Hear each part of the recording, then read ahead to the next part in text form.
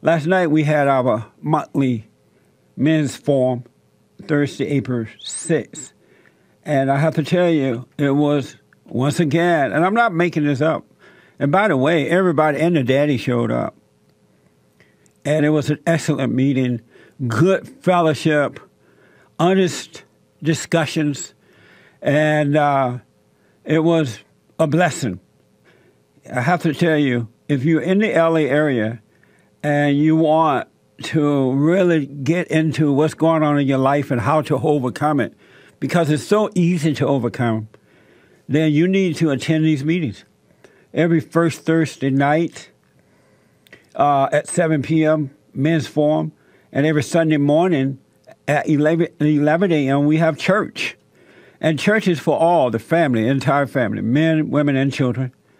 At 11 a.m., doors open at 10:30 a.m. Pacific time. All right, so it was really good. I had a late night last night, up late, but it's all worth it. It really, really, an amazing thing. We talked about marriage, Christianity in America. I mean, just different things that were on people's minds, and they just brought them out. And the men's forum, the guys can just open up and be absolutely honest about what they're dealing with and not have to be worried about, women hearing it, the ladies hearing it and holding on to it and all that kind of stuff. So it really makes for a good meeting. You could go to rebuildingtheman.com, read some of the information about it. It really was very, very good. Rebuildingtheman.com.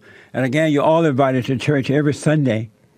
Doors open at 10:30 a.m. Pacific time. Meeting starts at 11 a.m. Rebuildingtheman.com/church. Rebuildingtheman.com/church. And my biblical question this week, the last day for it, in Romans 8:37, it says, we are more than conquerors through him who loved us. Are you more than a conqueror? And what does that mean? That is the question. And again, you don't get an A or a B or a fail or F or anything. It's really just an attempt to get you to really think about what you think you know. I mean, do you really understand the scriptures? Or do you just intellectually understand about it and it's not changing your life at all? And so now you're making up excuses why you're not changing. Oh, everybody's human. We all sin. No one can be perfect. You make up excuses, even though you believe that you know the scriptures. I say, if you are a son or daughter of God, if you have returned back to the Father, then you should have changed. You should have returned back to your original nature, and your house has been built on a solid foundation. Anyone who is sinning or so-called practicing sin, or I don't practice sin, whatever you say, then your house is not built on a solid foundation. It's not built on your original nature. Not at all. Be not deceived. It is not built on your original nature. All right, so you need to return home to the Father. Go back home, not away from home, to your Father.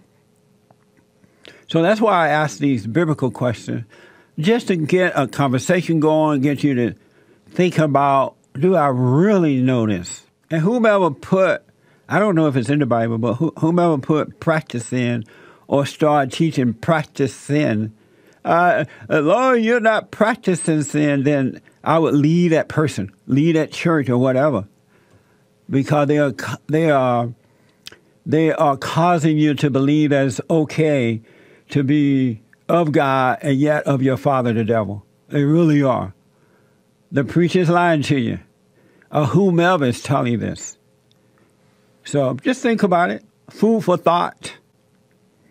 Food for thought. All right, so smoke on it. It's really up to you. I doubt if God would miss one night of sleep. Well, I know I won't if you decide not to change from that. You want to hold on to the illusion that you can be of God and of your father, the devil, because all those who sin are slaves. You're not free. You're a slave to sin, and you're not free. All right? Just FYI.